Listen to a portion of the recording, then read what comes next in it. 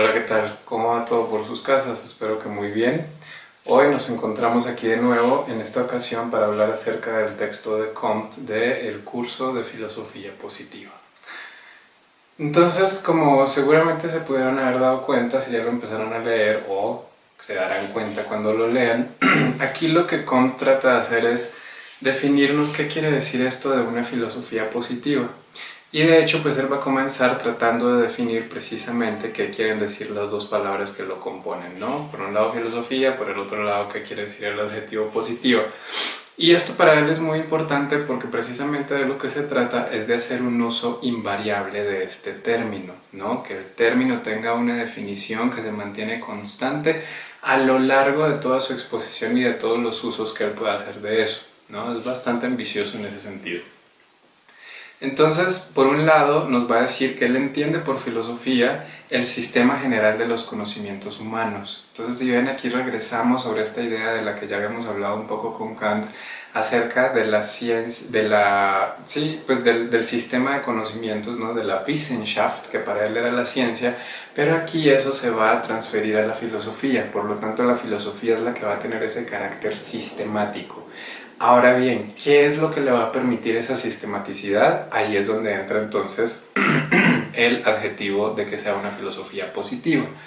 Porque por positivo entiende la coordinación de esos conocimientos con los hechos observados. Y entonces aquí ya viene el factor empírico que tanto le interesa a Comte, perdón. En ese sentido, pues de lo que se trata entonces es de un estudio propio de las generalidades de las diferentes ciencias como si estuvieran sometidas a un método común y como si fueran las partes de un programa general de investigación. Entonces aquí justamente lo que nos va a presentar Comte es cuál sería ese método que es común para todas las ciencias y que por lo tanto garantiza que en efecto ellas sean consideradas también como ciencias positivas, ¿no? Ahora bien, la manera como lo va a hacer Comte tiene una peculiaridad que sobre todo va a distinguirlo tanto de lo que ya hemos visto como de algunas de las propuestas posteriores.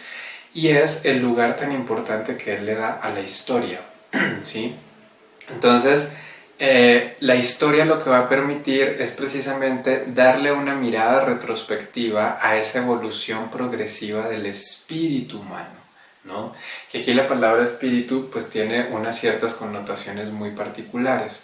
Entonces el espíritu, que en francés es el esprit, quiere decir, sobre todo en esta tradición francesa, una mentalidad, ¿sí? El espíritu nos va a dar cuenta de una mentalidad, de una forma de pensar el mundo, básicamente, que se desliga, por lo menos en esta primera etapa con Comte, de las manifestaciones físicas o de las expresiones materiales del espíritu, ¿no? Algo que va a marcar la diferencia, por ejemplo, con el Geist alemán, donde precisamente el Geist, el espíritu en alemán, no es solamente esa parte que tiene que ver con lo psíquico, con lo mental, con lo propiamente espiritual, ¿no? Como opuesto a una materia, sino que el espíritu también se da en sus manifestaciones físicas y materiales. Pero aquí dentro del ámbito de lo que nos va a mostrar Comte, esa no es propiamente el interés pues de él. Entonces, ese espíritu humano a lo largo de la historia se puede exponer de dos maneras. Una, que él llama la exposición propiamente histórica, donde justamente lo que se va a dar es el orden natural en el cual el espíritu humano ha obtenido y ha adoptado ciertas lógicas y ciertas maneras de pensar. Es decir, lo que nos va a exponer, lo que expondría el método histórico es como de hecho ha ocurrido la historia, ¿no? Mientras que habría por otro lado un modo de exposición dogmático, el cual consiste en exponer esa historia tal y como en la actualidad podría ser concebida por un solo espíritu que se ocupara de restablecer la ciencia en su conjunto desde un punto de vista conveniente y con conocimientos suficientes. ¿Qué quiere decir eso? Que básicamente el modo de exposición dogmático de lo que se trata es de decir, nosotros estamos ahorita aquí, este es nuestro presente. Y en nuestro presente las cosas se dan de esta manera, ¿sí? Esto es lo que creemos, esto es lo que pensamos, esto es lo que conocemos. Ahora bien, ¿qué es entonces lo que haría el método dogmático de exposición de la historia? Pues precisamente mostrar cómo todo el pasado previo a nuestro presente desemboca necesariamente en ese presente, ¿sí? Y en esa medida entonces podemos decir que se trata de un discurso presentista y también además de que hay una cierta cuestión teleológica aquí muy importante, ¿no? O sea, la idea es que toda la historia tiene que desembocar a esto en lo cual estamos viviendo, ¿no? Ese sería el fin de la historia. Ahora bien, para Comte no es suficiente con uno de los dos métodos de exposición, ¿no? Sino que lo que va a ser importante es justamente ver cómo se mezclan ellos para poder dar cuenta de cómo ha sido ese proceso de desarrollo del espíritu. Entonces, en esa medida, precisamente lo que a él le interesa es ver cómo en el entrecruzamiento de los dos métodos lo que vamos a encontrar es una tendencia invariable del espíritu humano, ¿sí? Donde vamos a ver cómo se puede reconstruir los procesos y las etapas por las que ha pasado el espíritu desde el punto de vista del presente, pero al mismo tiempo la historia como de hecho, como de facto ocurrido, nos va a mostrar también cuáles han sido esas etapas. Entonces, su objetivo principal y el objetivo principal de una filosofía positiva es enunciar una gran ley fundamental con necesidad invariable. Que además esta ley no es como tal una ley de la naturaleza, ¿no? No estamos hablando de una ley del universo, de cómo se mueven los cuerpos, de cómo ocurren los fenómenos en el materiales y de los cuerpos y demás, sino que se trata de una ley fundamental del espíritu humano. Sí. Y entonces cuando ya Comte nos describe esto en términos de esa ley fundamental del espíritu humano, a lo que llegamos es que justamente lo que él nos está ofreciendo es más bien una filosofía de la historia, ¿sí? Donde justo lo que vamos a encontrar es una serie de etapas por las que necesariamente tiene que pasar el espíritu humano para poder llegar hasta su estadio más desarrollado y más avanzado, ¿no? Y eso es una ley fundamental de esta historia porque no solamente ocurre con un determinado grupo de seres humanos, sino que tiene que ocurrir con todos los seres humanos, ¿sí? A pesar de que haya distintos grupos humanos que están en distintos estadios, lo que esta ley sugiere y lo que esperaría Comte es que eventualmente los grupos humanos que estén en estadios previos lleguen hasta el estadio más avanzado, ¿sí? Por eso es una ley del espíritu humano, ¿no? No hay posibilidad aquí de que haya un grupo humano que se salga de ese patrón, ¿no? La idea es que todos continúen ese mismo patrón, ¿sí? Ahí vamos bien, ¿no? Bueno, entonces como les venía diciendo, esta gran ley fundamental consiste en enunciar un gran proceso secuencial y progresivo donde Comte señala que hay tres estadios fundamentales, ¿no? En primer lugar se encuentra el estadio teológico ficticio, en segundo lugar el estadio metafísico abstracto y en tercer lugar el estadio científico o ahora sí propiamente positivo. Estos constituyen además tres métodos de filosofar, ¿sí? Entonces aquí también vemos que no solamente, o sea, esta historia del espíritu humano no solamente nos está hablando del pensamiento, sino también de la filosofía, o sea, la filosofía se ciñe a estos tres periodos, que además se excluyen mutuamente, ¿no? No es posible que haya un grupo humano o una cierta mentalidad o una parte de ese espíritu que esté al mismo tiempo en el estadio metafísico y en el positivo, eso no puede ocurrir, sino que necesariamente tiene que ir avanzando y progresando por cada una de estas etapas.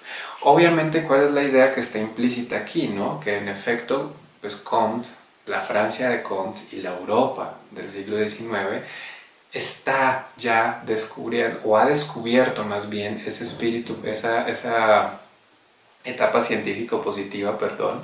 Entonces ya Europa se encuentra ahí, pero evidentemente hay otros lugares donde todavía está aún en una de las etapas previas, ¿no? E incluso dentro de la misma Europa es posible encontrar grupos o comunidades que se encuentran en etapas previas dentro de ese avance del espíritu humano. El asunto es que en últimas, si en efecto esos grupos humanos están guiados por un espíritu humano, tienen que llegar al estadio positivo o científico, ¿sí? Eso no tiene vuelta de hoja. Ahora bien, ¿en qué consiste entonces cada uno de estos estadios?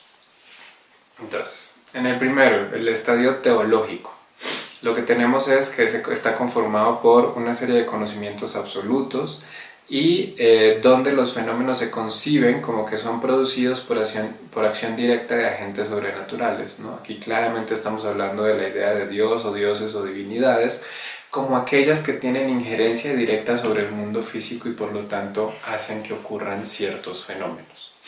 Luego tenemos el estadio metafísico, que para Comte entonces es solamente una alteración del primero, ¿no? No hay un cambio sustancial real.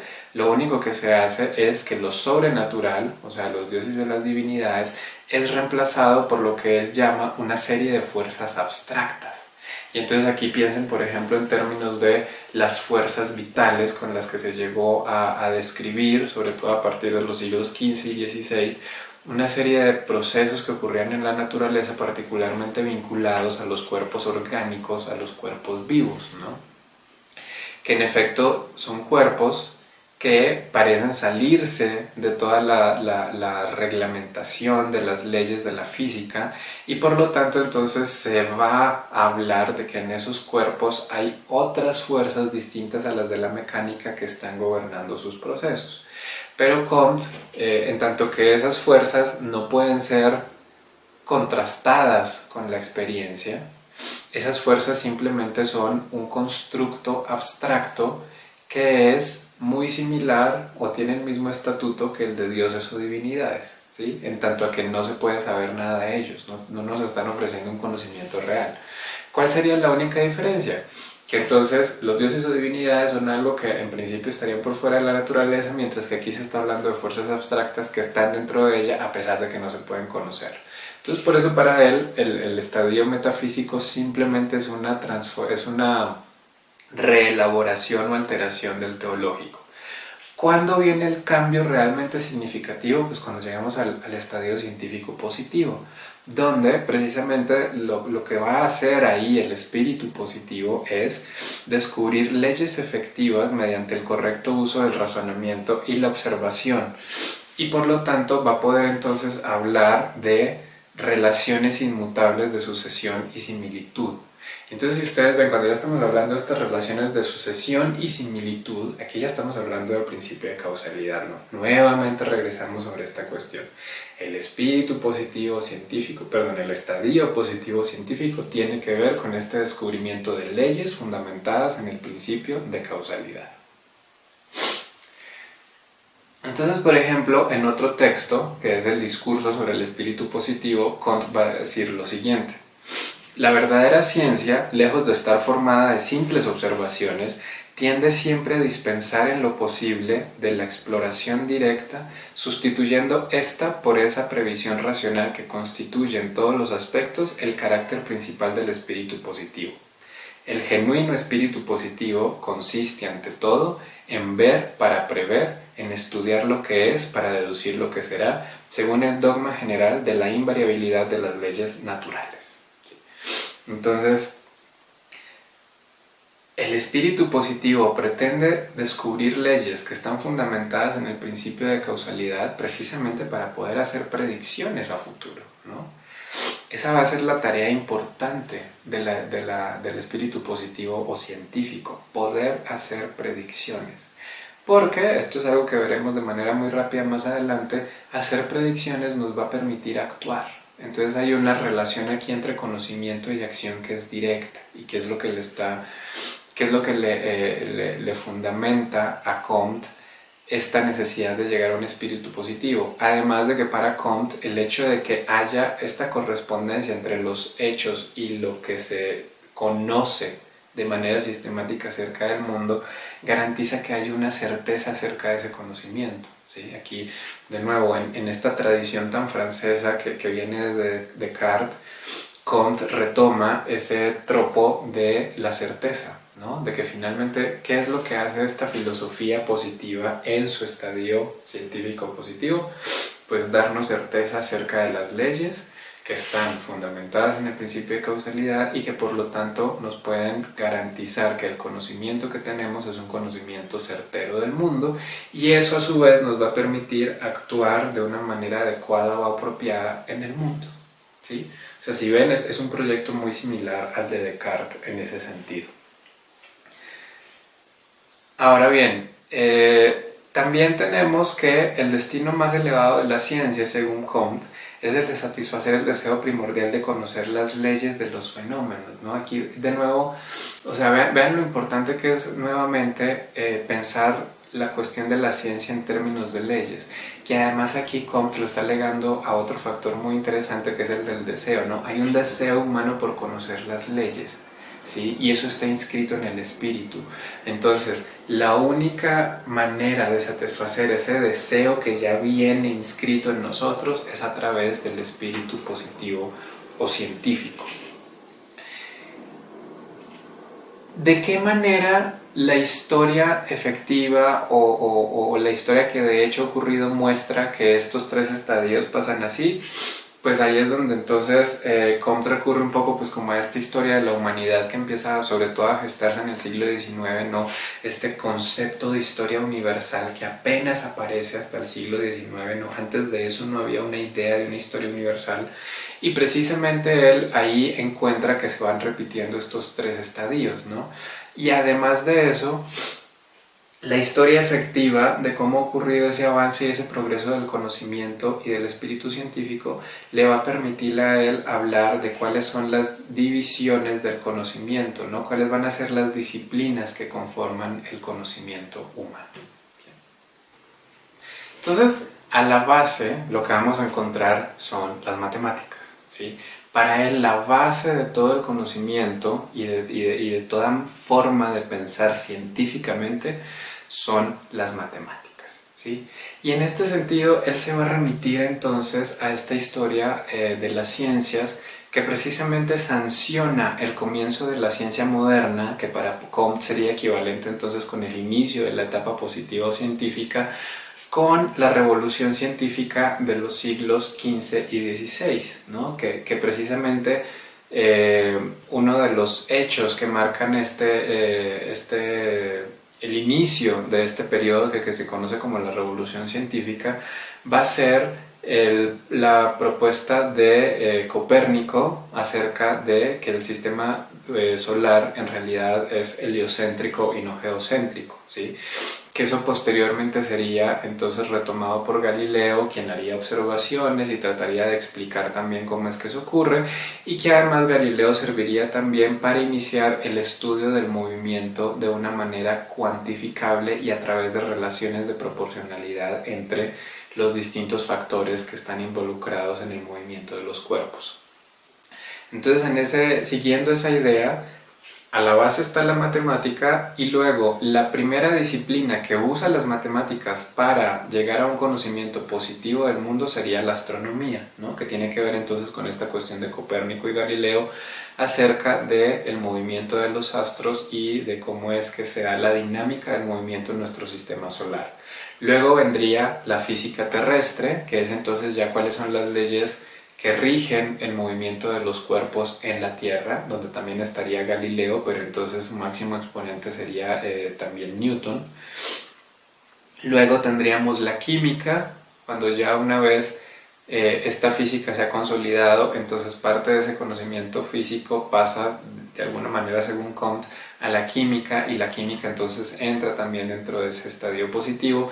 Y por último llegaríamos hasta la fisiología, que ya se encarga entonces de estudiar a los seres vivos, a los seres orgánicos, desde la perspectiva positiva y no aludiendo a estas ideas de fuerzas vitales que no se pueden corroborar. Entonces, ahí lo importante es ver cómo va progresando, ¿no? Ese espíritu a lo largo de estas disciplinas, que además, si ustedes ven, corresponde en buena parte con la manera como se han dividido las disciplinas científicas pues hasta hoy, ¿no? Seguimos todavía estudiando muchas de estas disciplinas siguiendo este modelo de división. El último punto o la última ciencia que se desarrollaría según Comte sería la física social, ¿no? Así es como él lo llama, y que esto serviría para abrirle paso a lo que ya conocemos hoy como sociología, ¿no? La física social justamente se trata de estudiar todos los fenómenos de los grupos humanos, ¿no? Cómo se dan sus dinámicas al interior de ellos, y entonces el asunto es tratar de descubrir cuáles son las leyes de ese comportamiento, ¿sí? Porque finalmente cada una de estas subdivisiones o disciplinas científicas tiene que descubrir leyes dentro de su ámbito, ¿no? Leyes del movimiento de los cuerpos, de los astros, perdón, leyes del movimiento de los cuerpos en la Tierra, leyes de cómo se dan los procesos de transformación químicos y leyes de cómo son los procesos vitales o de los organismos vivos. Y luego tendríamos entonces cuáles serían las leyes sociales, ¿no? Ahora bien, aquí hay una cuestión muy interesante con respecto a la manera como plantea Comte esta cadena que va progresando de disciplinas, porque entonces pareciera que él está de cierta manera como hablándonos de una suerte de reducción, ¿no?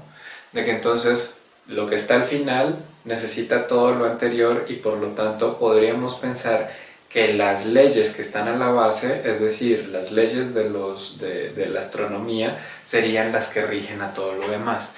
Y justamente eso es algo que Comte no piensa que sea posible, ¿sí?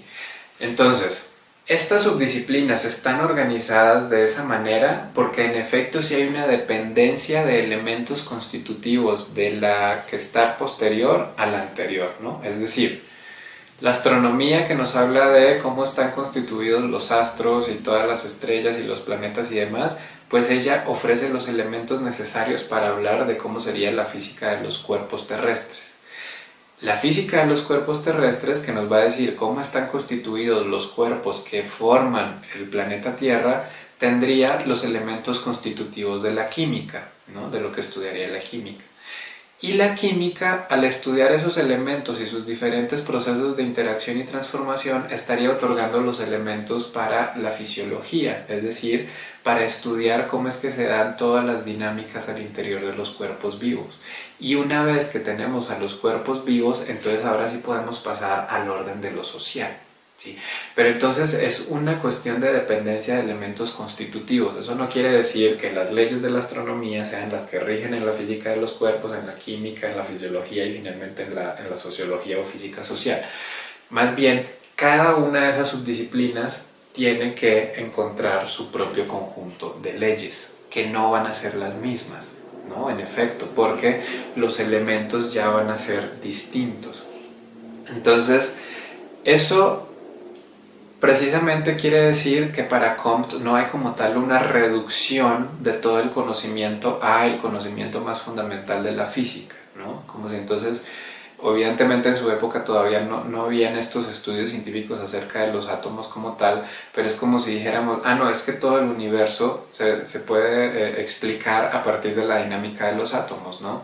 Desde lo que ocurre en los átomos, en las células, en los cuerpos humanos, en las piedras, en los animales, en todos los planetas, en los astros, hasta el comportamiento entero del universo, ¿sí?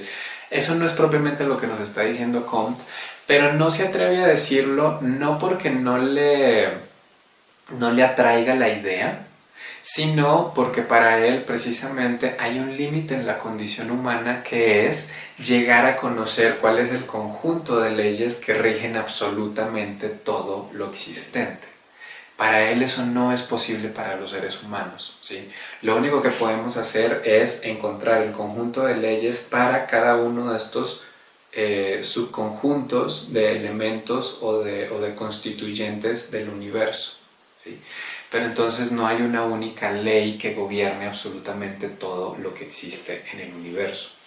¿Qué es entonces lo que le da la unidad a esta etapa positiva o científica? Es decir, ¿qué es lo que nos permite decir que desde la astronomía, pasando por la física, por la química, por la fisiología, hasta llegar a la física social, hay una unidad entre todo eso, el método.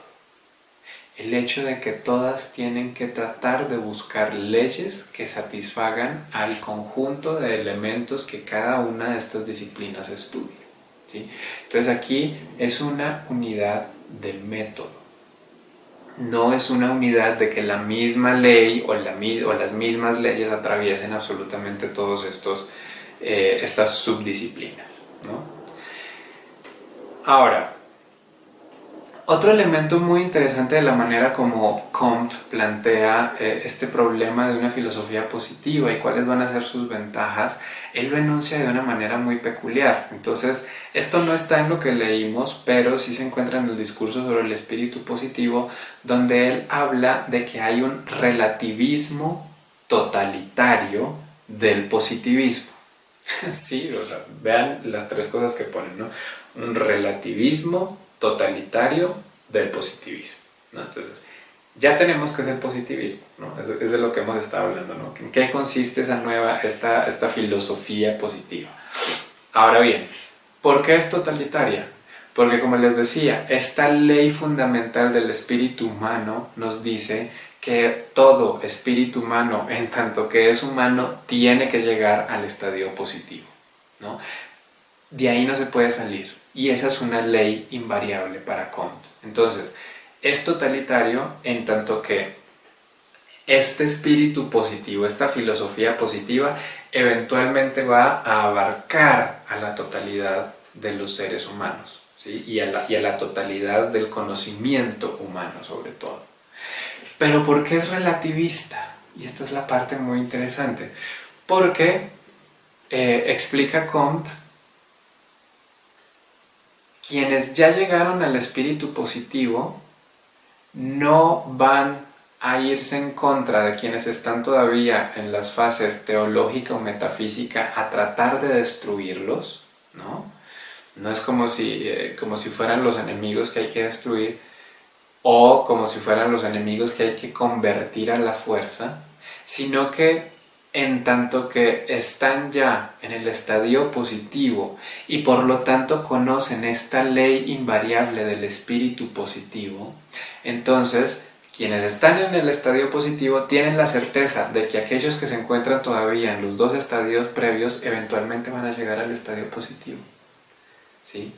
En tanto que esa es una ley del espíritu humano, eso no se va a modificar. Entonces, en algún momento, no importa cuándo, esos que todavía están atrás van a llegar ahí, ¿sí? Entonces, por eso es relativista, ¿no? No se trata de menospreciar y de hacer menos a quien todavía está en un estadio previo, sino que simplemente se trata de o esperar a que llegue o incluso darle los elementos necesarios para que pueda acelerar ese proceso de progresión hacia el estadio positivo. Y si ustedes ven hago énfasis en esta idea porque precisamente aquí se encuentra también mucho del discurso desarrollista con el cual se mueven las políticas internacionales y, por ejemplo, la ONU actualmente, ¿no? Estas grandes subdivisiones, ¿no? En un primer momento como países del primer mundo y países del tercer mundo, que ya luego entonces países desarrollados y países subdesarrollados, y ya luego ahora el eufemismo entonces es países desarrollados y países en vías de desarrollo, ¿no? Entonces, si ustedes ven, ahí se está moviendo una lógica similar a esta del espíritu positivo de Comte, ¿no? Ya los países desarrollados están donde tienen que estar, lo que hay que tratar de hacer es que todos los que no han llegado ahí pues lleguen hasta acá, porque esa es como la organización estatal que es propia de los grandes estados humanos, ¿no? Entonces, en ese sentido, pueden convivir, ¿no? Estas distintas países en los distintos estadios, pero entonces aquí ya no es como que toda la humanidad vaya en el mismo carrito por esta progresión histórica, sino que en efecto los distintos grupos van en distintos estadios. ¿Qué es entonces lo que los va a hacer diferente? ¿Dónde se encuentran? Entonces, esta progresión histórica de pronto adquiere un matiz espacial, ¿sí?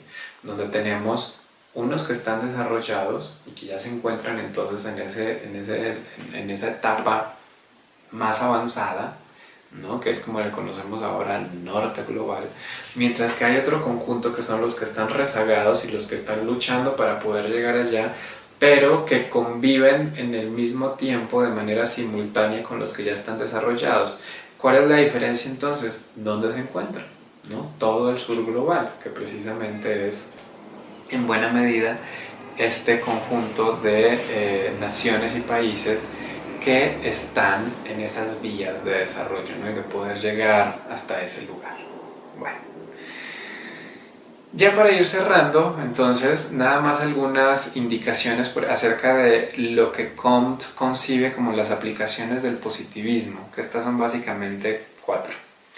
Entonces, la primera aplicación es que el positivismo o el espíritu positivo constituye el único medio verdadero y racional para arrojar luz sobre las leyes lógicas del espíritu humano. Pero de nuevo, sobre las leyes del espíritu humano, ¿sí? Las teorías científicas como grandes hechos lógicos, ¿no? Así es como va a entender entonces a las teorías científicas, como hechos lógicos. Por eso les decía que el espíritu se entiende es como esta forma de pensar y no tanto como una serie de productos materiales que se derivan de eso. Y de esas teorías científicas entonces se habrán de extraer las leyes lógicas del pensamiento.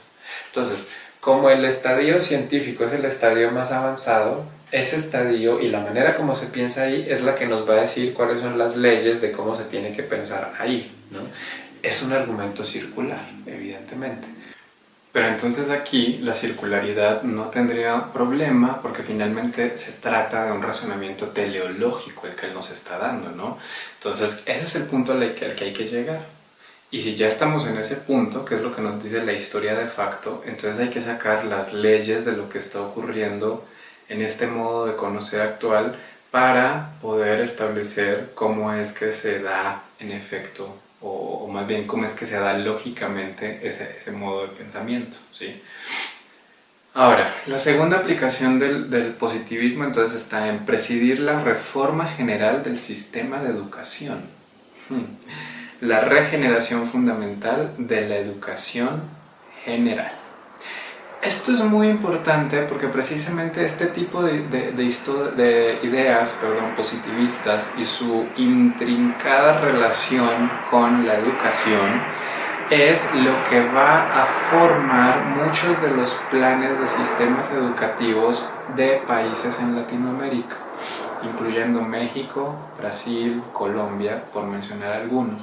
Pero por ejemplo, toda la reforma del sistema educativo mexicano posterior a la revolución es una reforma positivista. Y esto evidentemente se debe a que muchas personas que de aquí se fueron a estudiar a Francia y absorbieron estas ideas y se formaron bajo estos ideales, además de que había ya todo un discurso de que Francia era así como lo mejor y lo más grande, que entonces se convierte en la guía espiritual, ¿no? Por decirlo de alguna manera, de todas estas nuevas democracias que están tratando de pensar sus sistemas educativos con miras a desarrollar este gran avance del espíritu humano. Por otro lado, o más bien la tercera aplicación entonces es contribuir al progreso especial de cada ciencia positiva por separado, ¿no? Estas que habíamos mencionado hace un rato, la astronomía, la física, la química, la fisiología y la física social. Y por último, debe considerarse como la única base sólida de la reorganización social que acabará con el estado de crisis generalizado. Entonces, esto es muy interesante, ¿no? Porque además de que tiene esta cuestión de reformar la educación y ayudar a que todas las ciencias se desarrollen hasta su punto más alto, esa combinación de estas dos aplicaciones eventualmente va a llevar a que toda la sociedad también sea reorganizada y reformulada siguiendo estos principios.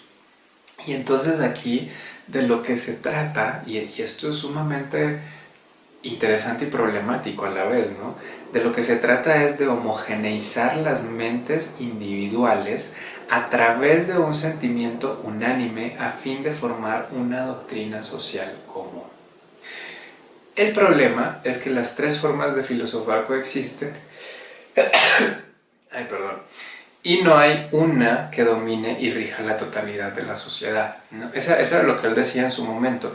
Sin embargo, si vemos el desarrollo posterior de todas estas, sobre todo de las doctrinas del Estado, esa homogenización de las mentes a través de un sentimiento unánime, pues es lo que hacen los discursos nacionalistas. Y por eso ese tipo de discursos se vuelven tan importantes a finales del siglo XIX y principios del XX y se convierten además en la manera de fortalecer el discurso del Estado-nación, ¿sí? Que todo Estado tiene que ser una nación nacionalista, ¿no? Exaltar toda esta serie de valores y símbolos de lo que es la nación, que además se da a través de una serie de construcciones históricas peculiares, ¿no? Como sucede en el caso mexicano, donde lo que se hace es exaltar este pasado, precolombino, aunque eso le saca llagas a mucha gente, pero este pasado indígena, ¿no? Previo a la conquista, que se pone como la base o como la raíz de lo que sería el Estado-Nación mexicano. Pero después uno se pregunta, pero bueno, ¿cómo que son la base, la raíz y el pasado del Estado-Nación mexicano? ¿Acaso no siguen existiendo hoy pues un montón de comunidades indígenas a lo largo de todo el territorio? ¿Qué está pasando ahí? Y entonces vemos que se replica esta estructura de ese discurso desarrollista que veíamos hace un rato. Esto que es el pasado sigue coexistiendo con aquello que ya está más avanzado y que está dentro del discurso del Estado-Nación y de este gran nacionalismo, pero esto ocupa territorios y lugares que no son propiamente los del Estado-Nación, ¿no? De hecho, muchas de estas comunidades pues están marginalizadas, al margen, olvidadas de esto, o de plano, como en el caso pues de lo que ha ocurrido con los zapatistas, o por ejemplo como en las comunidades mijes de Oaxaca, constituyen naciones independientes que no se rigen por el modelo del Estado-Nación mexicano. Entonces ahí hay un montón de cuestiones muy llamativas acerca de la relación del positivismo con todas estas formas de pensar la política del Estado, ¿sí? Entonces, ya para finalizar y como para darle un cierre a lo que hemos estado hablando hoy, quiero utilizar un par de citas, ¿no? del curso de filosofía positiva, aunque estas vienen de la lección 2. Entonces, dice Comte lo siguiente, ¿no?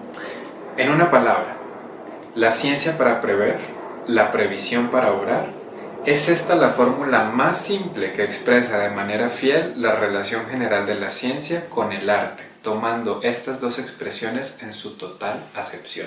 ¿Sí? Entonces, como decía hace un rato, ¿no? ¿Qué permite la ciencia? Llegar a leyes que nos permiten predecir cosas. ¿Y qué permiten esas predicciones o previsiones? Poder obrar y actuar de cierta manera. Sin embargo, él va a reconocer que el dominio de lo teórico, de lo que se conoce, y el de las obras o la acción, lo práctico, son dos cosas separadas. Entonces, lo que le interesa a esta filosofía positiva es poder hablar de cuáles son las leyes de este sistema de conocimientos y de teorías, ¿no? Ya el problema de la acción y de la práctica va por otro lado, o sea, tiene que ver con otro tipo de relaciones, pero finalmente está íntimamente ligado a lo que ocurre acá en la teoría. Entonces, por eso es que esta idea positivista no se limita nada más a una cuestión sobre el conocimiento acerca del mundo y la realidad, es decir, a un conocimiento científico en ese sentido muy estrecho, sino que evidentemente ya se está viendo cómo se conecta con otros problemas del nivel social de lo humano y en particular con los modos de gobernanza del Estado. Entonces, eso es lo que hace muy llamativo al positivismo de Comte y que precisamente desata tantas discusiones con respecto a cómo se fue hacia otros lugares alrededor del globo, ¿sí? Pero bueno, eso si quieren ya lo hablamos con un poco más de calma cuando nos veamos en la sesión de discusión presencial. Por lo pronto, pues sigan leyendo y ojalá que estén muy bien. Nos vemos entonces en la siguiente sesión. Chao.